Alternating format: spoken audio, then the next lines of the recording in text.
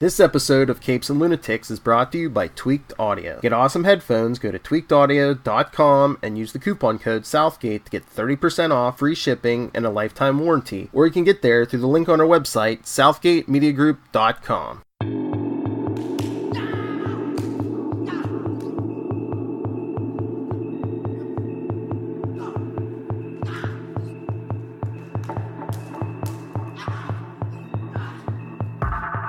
What is the sound of one hand clapping?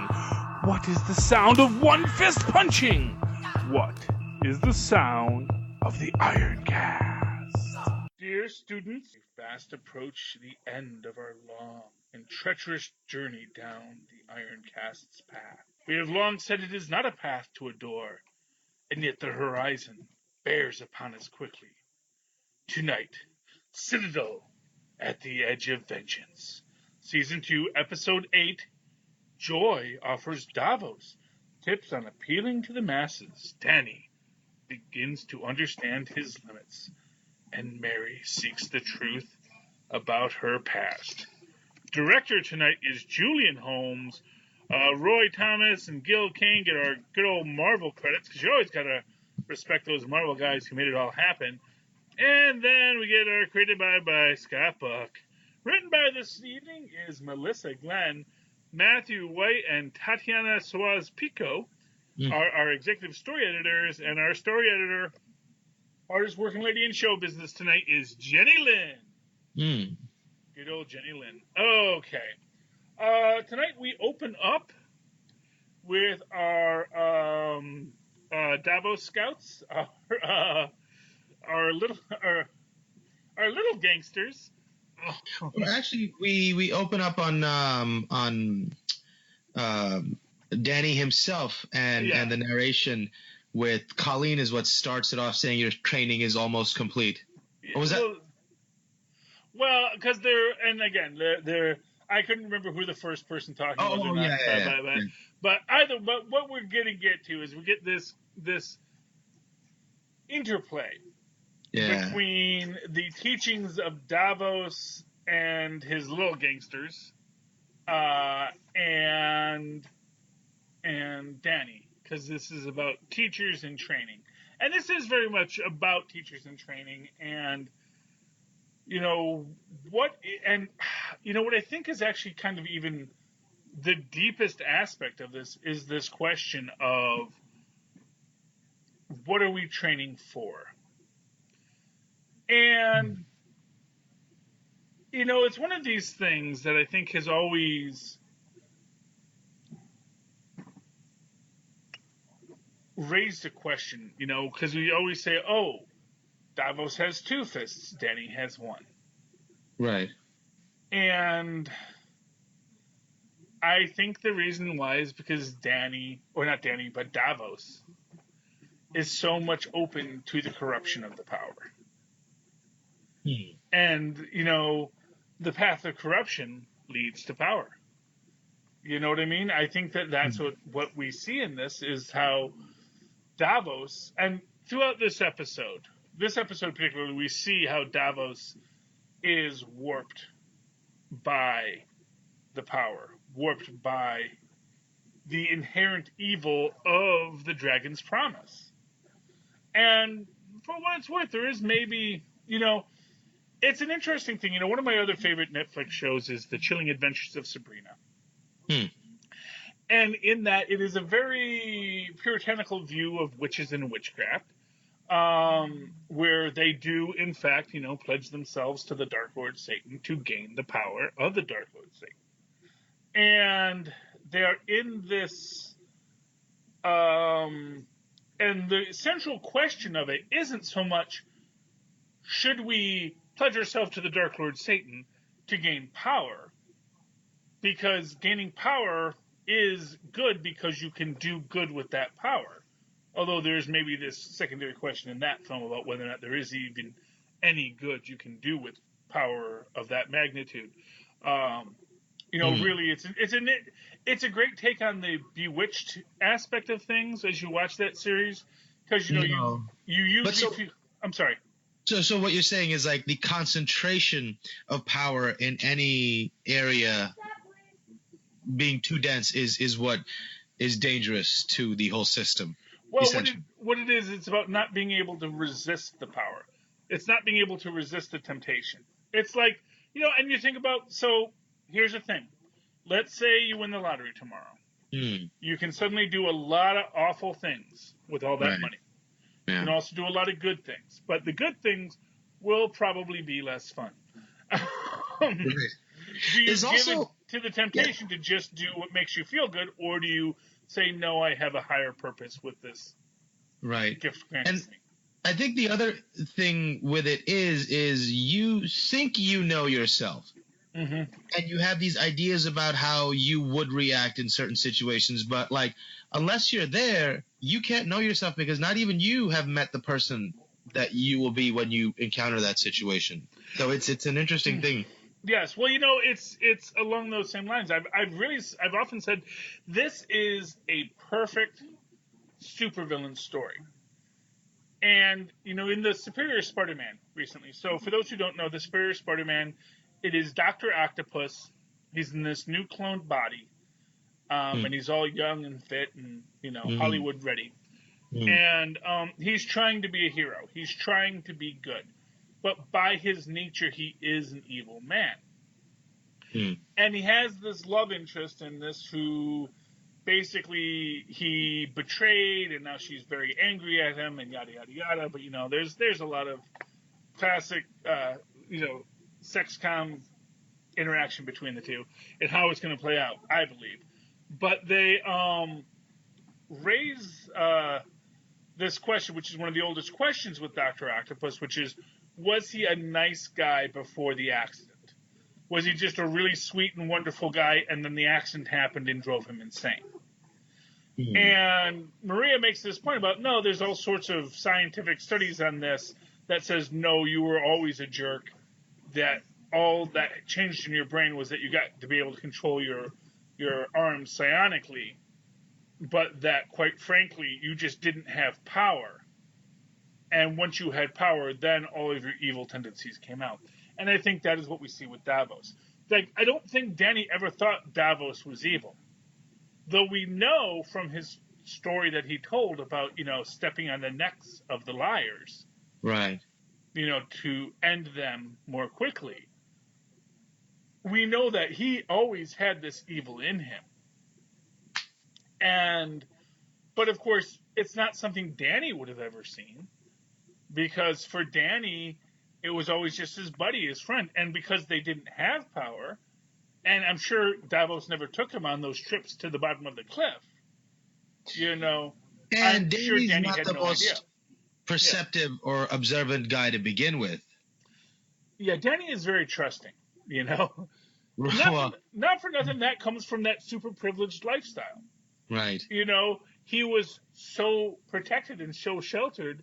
And then, the monks come out of the wilderness and adopt him. As far as he knew, no one was a jerk. And I mean, really, it's this thing, because everyone he knew was that, the people his parents paid to raise him, and his parents probably in and of themselves were decent enough people. And so he always had this kindness about him. And then when he does get lost, he just gets adopted. No one leaves him in the cold to die. No one leaves him in pain. And no one, like Davos's mother, is constantly tiger momming him to turn to the dark side, Right. So I think there is this quality of Danny where, he is so trusting, and I think that's always his thing. And I think that naivete is something that I think is going to get played out in these stories. And I think it comes up in this story a bit too. Yeah. With him not really wanting to take back the Iron Fist, which we get at the end of this episode. But prior to that, we have, again, this is one of these things where, there are parts of the show I really like. A lot of other parts of the show that are just so weak sauce. Yeah. And one of these things is I still don't know Joy's motivation. Oh my God. I mean, I was really hoping they were going to do a. Here's one of the things I'm wondering. So this was a 10-episode season, and I wonder if they had a 13-episode season, and then they said no, you get 10, and so they had to cut a lot of what they originally wanted to do. Because I have to think that there was originally an idea of Joy wanting to unlock the secrets of the Iron Fist for organic energy production. Because I have to feel that whole photovoltaics and biovoltaics subplot that never gets addressed, never gets dealt with. It's such a specific thing. I really got to feel that was something. You know what? That makes me feel a lot better about it. Yeah. Well, it's the only thing that really makes sense, because here's some guy who says, I know how to get the Iron Fist from him. And, of course, if she could really study the Iron Fist, then obviously you would have this ability to find this really unlimited energy source. Right. Bioorganic energy is this super wave of the future. I mean, the idea of, you figure about how many, like if you had the Human Torch, like if the Human Torch wasn't an adventurer, but just was some guy who sat in a power plant every day and and flamed on to burn the generators, just like the old electricity Schoolhouse Rock. Wouldn't it be great if we had a big superhero who could just turn the wheel and generate the electricity? And this is, I think, something that gets occasionally addressed in comic books, although never really monetized for reasons. But in fact, the entire Project Pegasus idea was always this idea of how can we harness superhuman energy. And yet, sadly, they never did. But it kind of reminds me of, I just heard about this. It's called the ITER project, ITER. Mm-hmm. They're building a giant, massive fusion reactor in France. Okay. And it's being funded to the tune of like $15 billion by 5 countries. I think it's like Korea, India, Russia, USA, and Japan. Mm-hmm. And it sounds absolutely insane, to the tune of like you put 50 watts of energy in it to get it going, but once it gets going, it can produce 500 watts. Yeah. Well, yeah. I mean, fusion reactions are. I mean, that's a different thing. That's just good old classic fusion. And fusion reactions, those are really self-sustaining, so long as you can keep on feeding it stuff to be fused, and does not produce a radioactive waste, or at least beyond just the immense amounts of radiation that a tiny sun produces. Right. But I mean, essentially, like it feeds itself, so it's like, anyways, but I just thought that was really, really cool that they're building that. And no, energy technology is fantastic, there is a lot of stuff. I really do think humanity is gonna think its way out of most of our problems if we don't blow ourselves up first. That's always our thing. It's like we take this apex predator thing a little too seriously, and are always trying so hard to just, if nothing else will kill us, we'll figure out a way. Anyway. Yeah. But I think we also have to fight sort of like the predatory nature of greed, and how that can get in the way of free energy being free. Absolutely.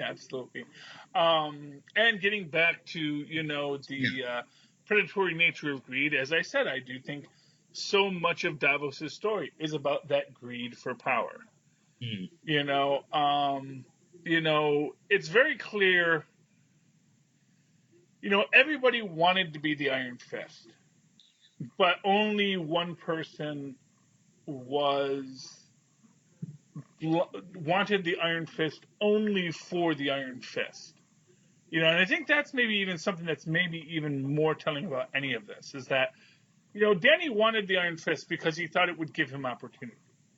He had a greed for the Iron Fist that was about bettering arguably his own station, but more to the point about doing something more than just having the Iron Fist for his purpose. Whereas Davos just wanted the Iron Fist to make his mom happy. Right. No, I think in the last conversation where they're talking, Danny and Colleen are talking, and he says, when I lost everything, when I lost my family, I was despondent. I didn't know what to do. So the one thing that helped me keep going was having a goal or having something to work towards. And I put all my energy into getting the fist. I don't think it even mattered what he could do with it. To him, it was just something to do to stop thinking about what he lost. And it was the fist for its own purpose. Yeah, I mean, I guess that's maybe its own argument, and maybe, who knows, maybe that actually makes it less problematic for him too, because if it is the fist for its own purpose, maybe he's not so blinded by it. Right. I mean, obviously he's been having problems with it, but nothing compared to what Davos is going through. Right. Because, and to a certain extent, he must be sitting there thinking, do I even know who I am? Because I was a child when I found that the fist existed, and I devoted all my attention to that. And in getting to know that, I don't know if I've ever gotten to know myself, which is why I'm such a simple child. So maybe I should take a little, moment and see who I really am. Yeah, and it is maybe, I mean, there's a lot of qualities to it, but what I like about the story as it's unfolding is that there is this idea that, maybe he wasn't worthy, though that doesn't necessarily mean that, he was. It doesn't mean he wasn't the best choice. It's like, it's like, and that maybe, as we see as, coming up, maybe that someone like Colleen might be the better choice for the Iron Fist. But yeah, see, I have such a huge problem with this, because something that they, want us to believe is such a sacred thing, that it's such a revered thing, that it's such a hard thing to do, that you really have to earn it. You really have to be worthy, and then you have to give more in order to get the Iron Fist. And now you can't just make me see something in that way and then turn it on its head at the drop of a dime and tell me, hey, I can just decide to, I'm going to put it on this shelf for now. You can't just frivolously say, oh, you should have it. Well, I guess if there's an argument to be made, maybe the argument is that the person who has it is in the best position to say who else should have it, I mean, I thought about that too, and it's the only way I guess I can be a little bit comfortable with it, but still it bothers me. Oh, yeah, well, I think it should, because not for nothing, as I said from the start, none of these people, except for Danny, actually earned the Iron Fist. None of these people shoved their hands into the molten heart of Shao-Lao. Now they're just, they are passing it along, but at least in this moment, we're passing it along we're not stealing it.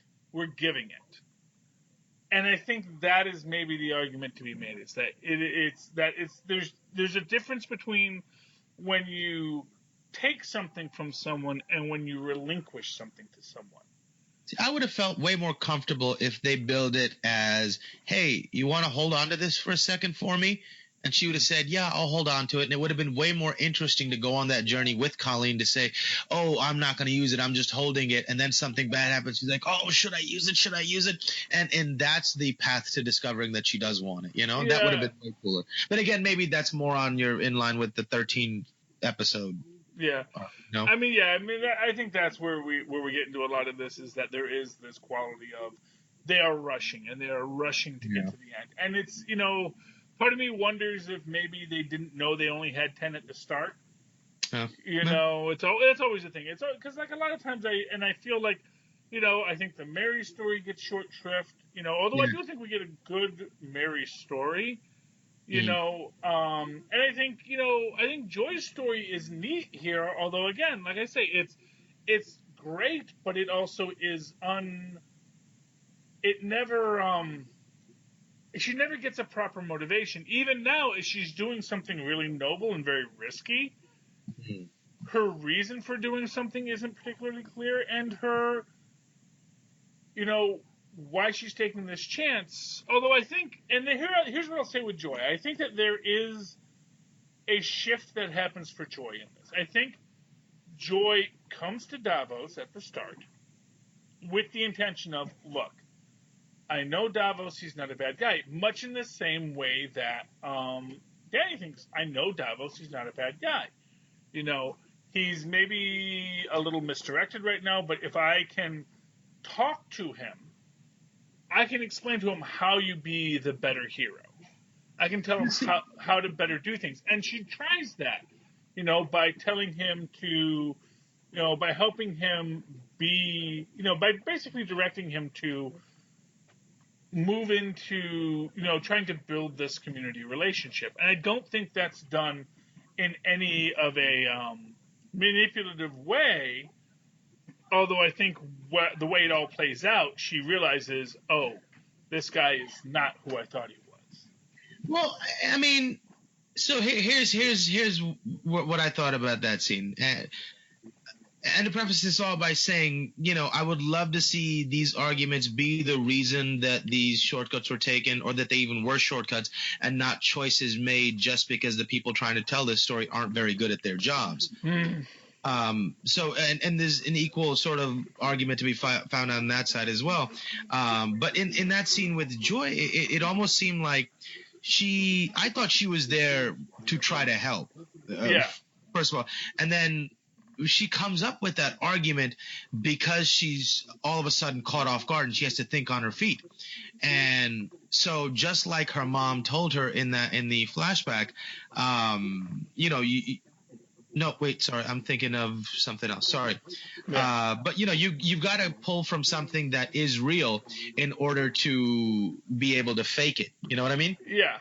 Well, so like I said, goes to the well to say, oh, this is what I really feel. Let me just say this, and so it was kind of cool, but it was real, but it was manipulative as well because she's trying to fool him or get back in his good graces. Yeah, and again, it's that question: did she go there just to steal the bowl, or did she go there really to help him? I do think that she went there to help him. I think that. That when she realizes it's all gone south, that's when she makes that choice to steal the bowl. And I think, not for nothing, the whole scene with Yep is, the restaurateur. It so shows a supervillain sociopathology. That this is so much a guy who is gone. And, there's this, contrary to popular belief, dragons aren't nice people, at least not in the Marvel universe, and I don't think Xiao Lao is different in that. And not for nothing, there are several other dragons. Fin Fang Foom, of course, is the most famous, but all of the other ones, even when they work positively with other humans, they're never friends to the human. They're always just basically these nigh omnipotent beings that are allied with a human for their own interests. Right. And it's never that they're really dedicating themselves or even sacrificing themselves for a greater good. They are just dragons, and they are evil. They're evil monsters, even though sometimes they do good. So I don't think Xiao Lao is even meant to be a good guy. And I think what we see with Davos, like I said, I think that is the dragon coming out, and I think that is Xiao Lao, the Undyings, sort of finding a vessel that he can just let himself go in. Essentially that it is less Davos we see with the Iron Fist than it is Xiao Lao's true nature coming out.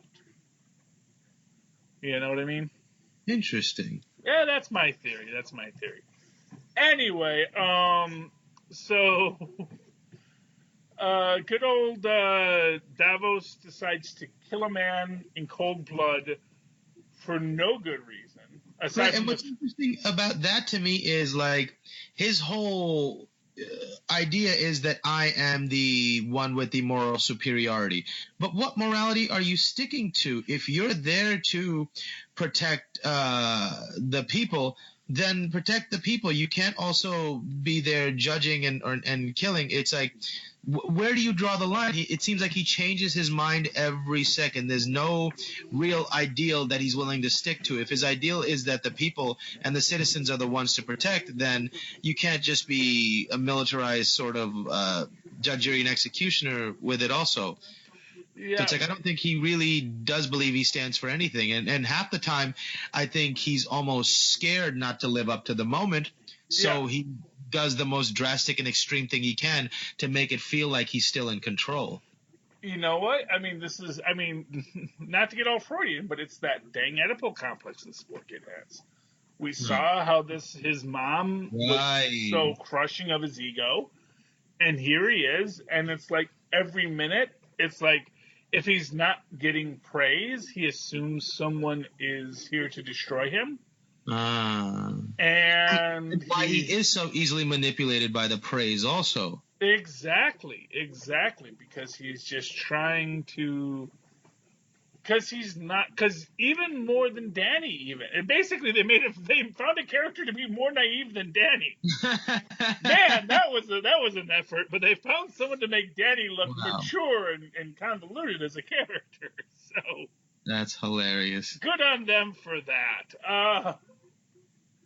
But when push comes to shove, Joy does. After Yip is killed and they come back and they've locked up BB in the little room and freaking was it Crank? Yeah, I believe it was Crank kills Rhino when Rhino says, "I don't think this is a good idea." And then they they go to steal the bowl, which again, speaking of things that like just happened way too quickly, it's like, oh, where's the bowl? Let's randomly check behind this table. Right. Right. And I get the feeling that there was probably a scene they originally thought where they were going. I mean, again, we hope. It's like right. The legendary Snyder cut of Justice League. That. No, someone once wrote a good film, and there was another cut out there that exists, we promise, where all these things make sense. So we're going to say that there exists somewhere an early draft of the script where finding the bowl was not, like, maybe even Joy sees him hide the bowl in another scene, because he says, this bowl is my power and I have to hide it, yada, yada, yada. So that I think a lot of the stuff where that you get after the fact when he says, that's the one thing that can take my power, is something that he probably said to Joy earlier. That kind of idea, I suppose.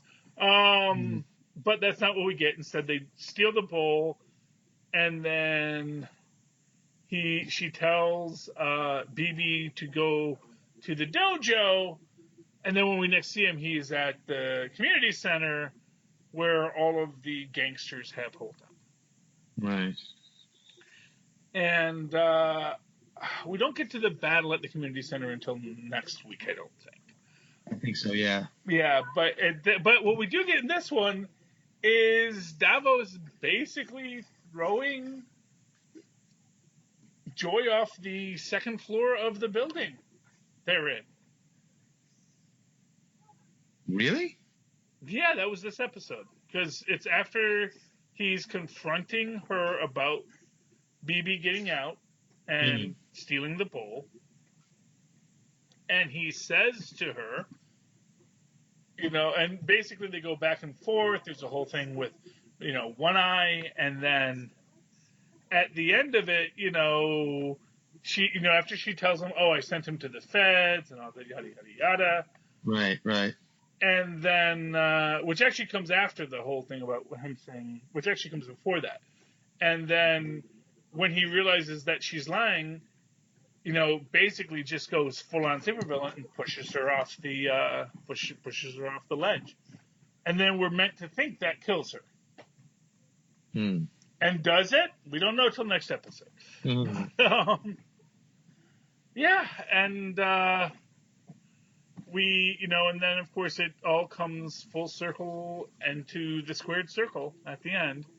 Right. Colleen takes Danny to the fight zone where she had fought so many times, but now it's closed down. And they have their little fight. And of course, that at the end is where Danny kind of comes to the understanding that he doesn't want the Iron Fist. Yeah. When she says, "What are you fighting for?" You know? Exactly. And he had been fighting for the fist, but because he wanted it, and he realized, and this I think is the most important aspect. If you want it that bad, it's the old saying, if you want something in the worst way, you will get it in the worst way. All politics aside, if you want to be the president in the worst way, there's a good chance you're going to be the president in the worst way. Yeah. And I think that is where he's at. He has to find the humility of the office. He has to discover that with great power comes great responsibility, as we say in the comic books. And that leads to him suggesting that, Colleen take it, and she's very rejective. And I don't think much more happens in this episode. No, I think they end it right there when he says, "I think you should have it." Yeah, I think that's about right. And so I think we'll call this a night for you fair listeners. If we've gotten our timelines completely messed up, write to us and let us know that. And Mozz, how can people write to you and tell us that we screwed up the timeline? Well, being that we have entered the age of the multiverse, I don't think there's a timeline to screw with. We can simply get away with saying it was just one of the multiverses. But if anybody wants to reach me, they can email me at mozzmanzor@gmail.com or find me on Facebook under Mozz Manzor. That's MOZZMANZOOR. And, of course, you can always write to me in that old-fashioned email where Mozz and Paz once did at superconnectivityblog@gmail.com. That's superconnectivityblog, all one word, @gmail.com. Of course, follow me on the Twitter. Says I live tweet things. I'm not doing podcasts like Orville, which I was going to do tonight, but we're doing this podcast, and this is much better to do, if you ask me. I will watch Orville on my own, but I do like to live tweet it when I can, although I fell asleep and I didn't get to live tweet it on Sunday, so I'm already 2 episodes behind. Anyway, when I'm doing that live tweeting, you can follow that at Charlie Esser. That's CharlieEsser. Look for the 2 E's in the middle. Bing! Oh, anyway, and I forgot to ask you, did you have final thoughts on tonight's episode? No, I rather enjoyed sort of a lot of the interesting dynamics that are played, and so even the acting was pretty decent here this episode. Yeah, it has its definite moments, and as we run to the end, but you, dear listeners, do not have to run to the end. You may walk leisurely through on your path to the IronCast. Good night.